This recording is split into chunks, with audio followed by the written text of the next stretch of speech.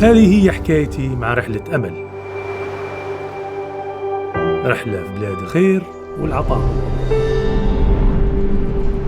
البلاد اللي كيف الفسيفساء في تاريخها، معالمها، ثقافتها، البلاد اللي فيها الناس كل يوم توعى لحلم جديد، حلم الأمن، النماء، الرفاهية.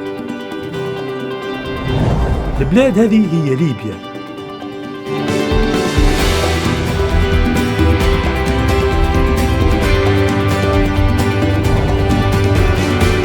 ليبيا الوطن، ليبيا الانتماء، ليبيا الأمل.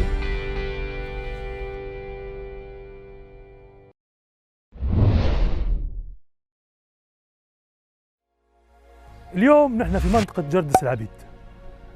منطقة جردس العبيد منطقة من مناطق الجبل الأخضر، تقع جنوب المرج بحوالي 40 كيلومتر تقريبا، وعلي بنغازي ممكن حوالي 135 كيلومتر تقريبا. اللي يميز منطقة جردس ولا الحادثة الشهيرة اللي صارت في المنطقة اللي هي معركة الرحيبة الشهيرة، اللي يقال أن جميع أدوار الجهاد في برقة تم فيها بقيادة شيخ المجاهدين عمر المختار. ما نبيش نطول عليكم، تعالوا نشوفوا جردس مع بعض.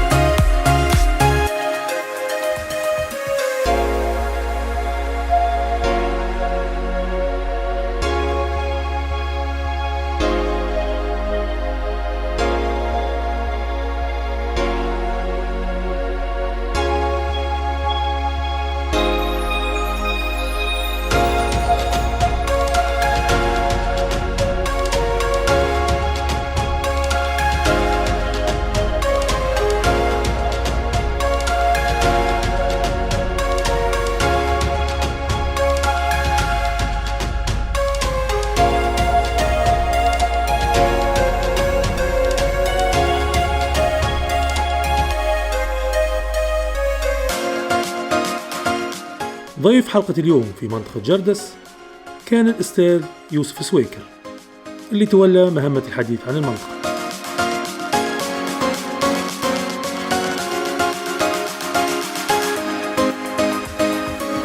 طبعا جردس العبيد كيف طريقة تكوينها، طبعا هي أول ما بنى عليها المعالم المدنية أو معالم مدينة كانت في 1934، فلما طبعا كانت فيه معركة الرحيبة الشهيرة اللي انتصر فيها الآباء والأجداد على الغزو الإيطالي في 1927، فالطليان قرروا أنهم يكونوا مدينة ويتعايشوا ويكونوا حياة مدنية.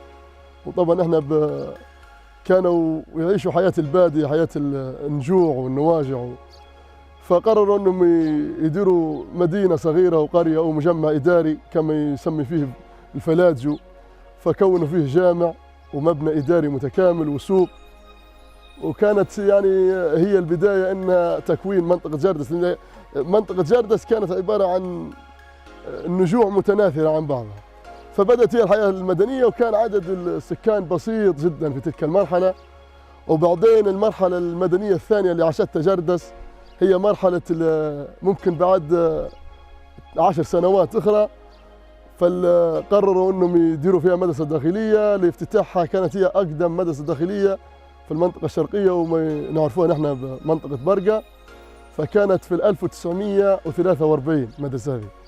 والمدرسة كانت خرجت العديد من الأجيال في ذلك الوقت، وكانت هي من أهم المعالم وكانت من أهم المعالم التاريخية والمنارات العلمية في المنطقة، فجردس يعني ما فيهاش تقدر تقول انها اثار من ما قبل التاريخ. ممكن في حاجات بسيطه ما توصلكش النتيجه معينه، مثلا ان كانت فيها حياه مدنيه هنا قبل التاريخ.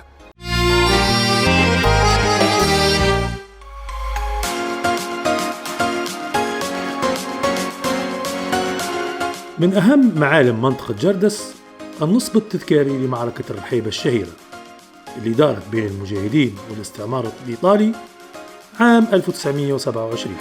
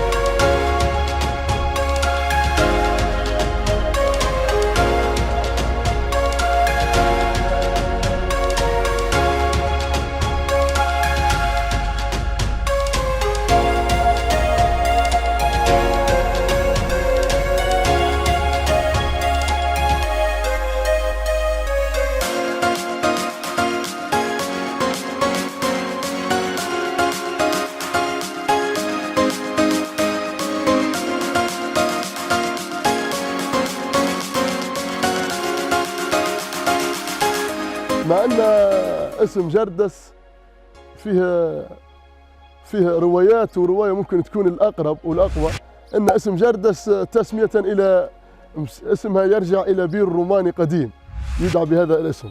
وفيه روايه اخرى تقول ان اسم جردس اسم امازيغي.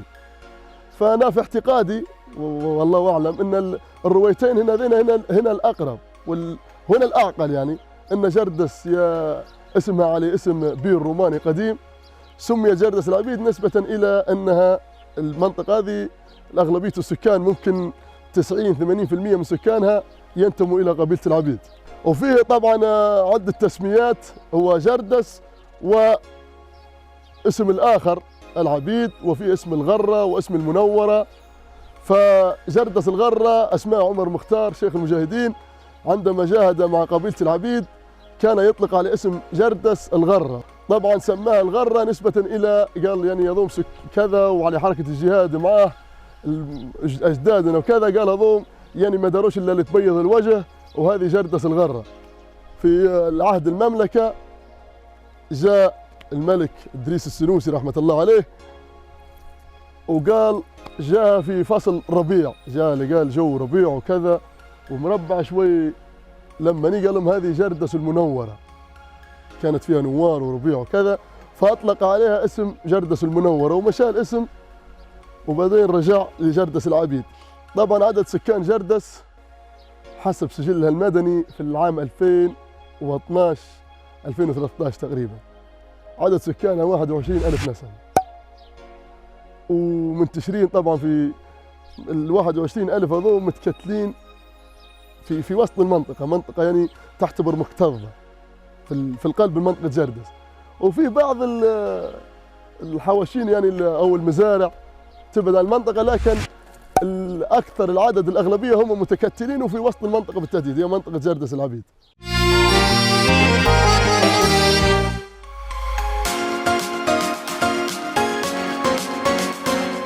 يوجد بمنطقة جردس قلعة إيطالية قديمة تعتبر من أهم القلاع المحصنة ب4 أبراج، ويوجد بها سجون تحت الأرض واسطبلات للخيول.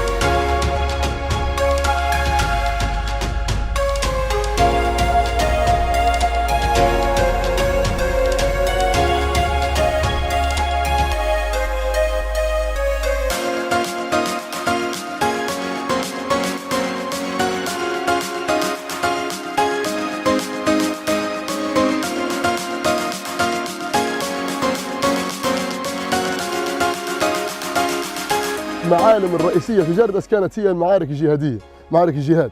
فكانت العديد من المعارك مثلا نحن نذكر منها معركة الرحيبة لأن هي المعركة الأكبر في جردس العبيد،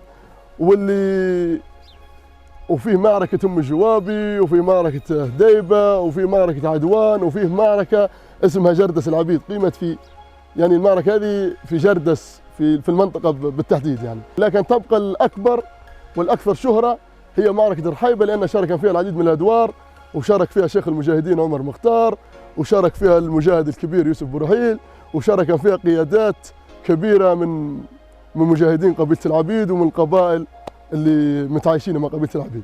طبعا من أهم المباني هي مبنى نحن نسموا فيه بالعامية في منطقة جردس، هو نقولوا نحن المركز الفوقي. المركز الفوقي هو عبارة عن قلعة مطلة على منطقة جردس العبيد. هذه القلعة طبعا فيه روايتين، فيه رواية تقول إنه مبنى تركي قديم، وفيه رواية تقول إنه مبنى إيطالي أو معسكر إيطالي قاموا الطليان باش يحدوا من قوة المجاهدين في المنطقة هذه لأنها كانت منطقة إمداد وكذا وتمد في المجاهدين، كانت حلقة وصل بين المجاهدين وهي الأقرب إنه مبنى إيطالي نسبة للتصميم ما يدلش إنه تصميم عثماني يعني.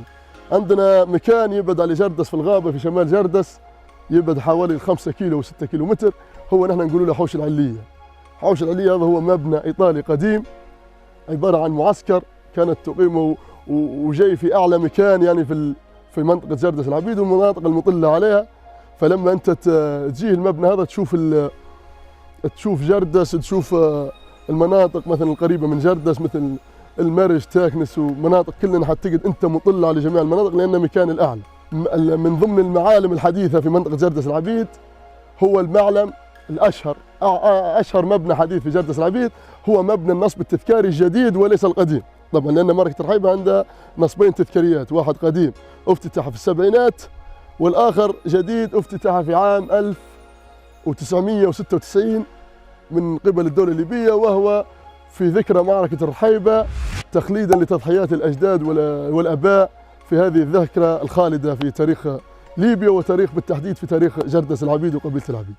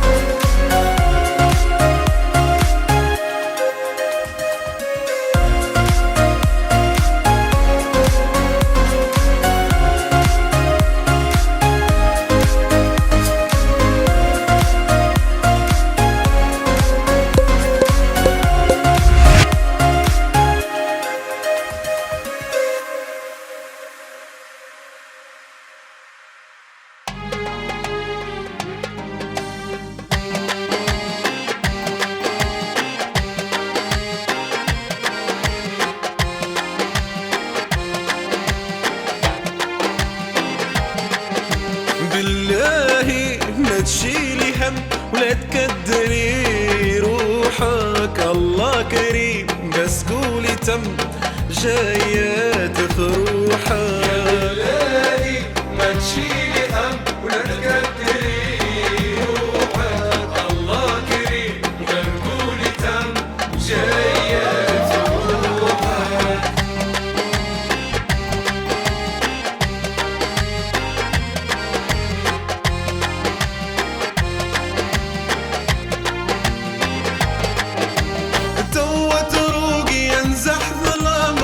تنهضي وتفوقي كذاب الطيبة بعد المرار تذوقي. يا بالله ما تشيلي هم ولا تكدري روحك، الله كريم منقولي تم جاية في روحك.